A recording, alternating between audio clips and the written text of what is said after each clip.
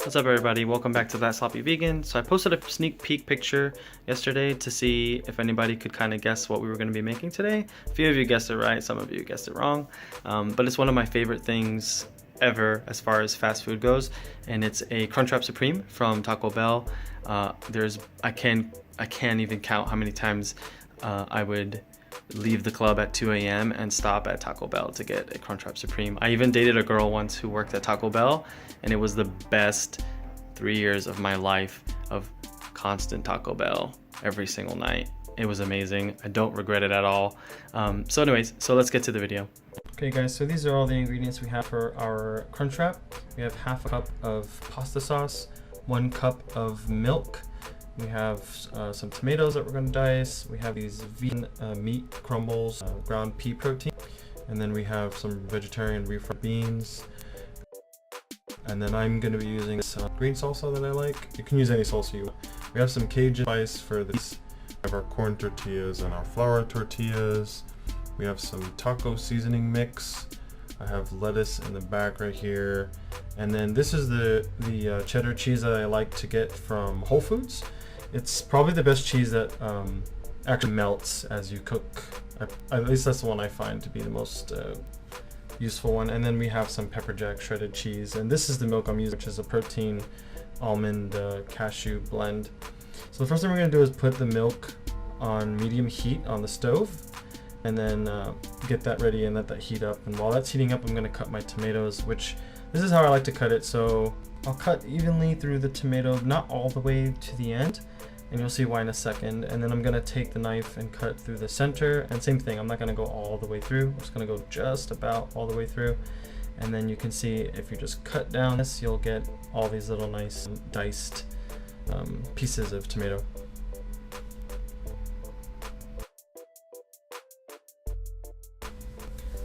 So I didn't record me putting the cheese in because I forgot. So after the milk has boiled a little bit, just pour in the cheese, and also we'll lower the heat. And while that's heating up and melting, we're gonna get our vegetarian beans ready. So put that into a pot, and let that heat through. I have the beans on medium-low heat, and then I'm gonna put 5 tablespoons of oil into a pan and let that heat up on medium heat.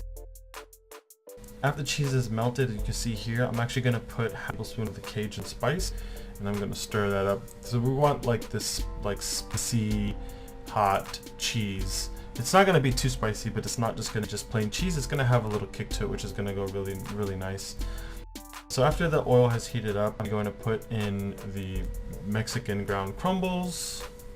I'm going to separate that up with the spatula so everything can cook evenly, and then just spread that around so everything gets coated in the oil. After that's heated up for about 3 minutes and starts to brown, I'm actually going to put in about half the bag of taco seasoning and stir that up and make sure everything's evenly coated in the seasoning. Make sure you're paying attention to your cheese. Constantly keep stirring it so you don't get that like film on the top layer, and everything just melts evenly and you have no chunks. It's going to be a nice like cheesy nacho sauce. And same thing with the beans. Just make sure as it's on low heat, just stir it around, make sure everything is going to heat up evenly.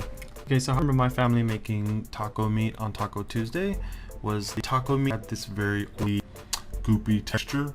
So my way of replicating is by adding half a cup of tomato sauce, which I highly recommend whenever you cook taco meat.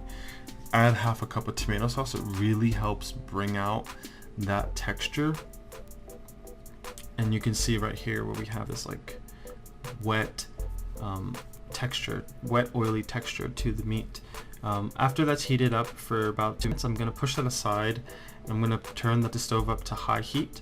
And what I like to do for the tortillas is I spray each side with some cooking oil. It's a little bit hard to do as you're holding it. And then drop that on top of the pan. And as you can tell, it'll probably take about a minute, but you'll see these bubbles come up, and that's how you know that it's ready to flip. You can see it's toasted on that. Do that to both sides.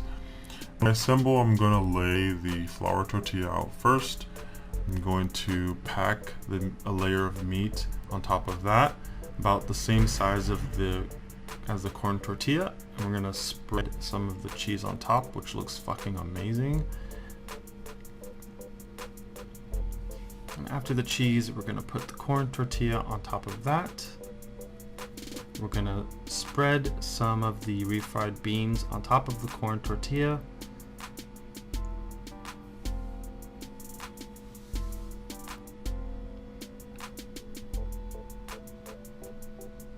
We're gonna put some lettuce on top of the refried beans.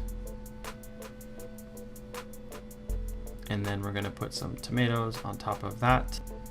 And then lastly, we're going to spread some of the green salsa on top of the tomatoes. I highly recommend, if you want to keep it as authentic as possible, go to a taco store and just pick up some of the packets. But unfortunately, I don't live next to a Taco Bell, so I could not do that. So I'm just using this green salsa instead, which is perfectly fine. And my fat ass actually overstuffed this. So I just cut a little circular piece out of some flour tortilla and put that up to kind of cover this little hole in between. So as you fold this, you want to kind of try to make it into a hexagon shape. You can make it into whatever shape you want, but the trap is a hexagon, and we're trying as authentic as possible. So we're going to fold it into a hexagon shape. And then I actually have a pan set to low heat with a little bit of vegetable oil.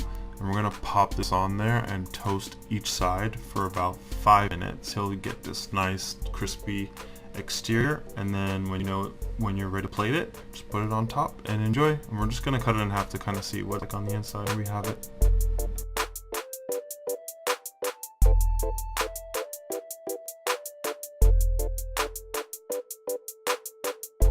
Okay guys, so that's the video. I hope you guys enjoyed it.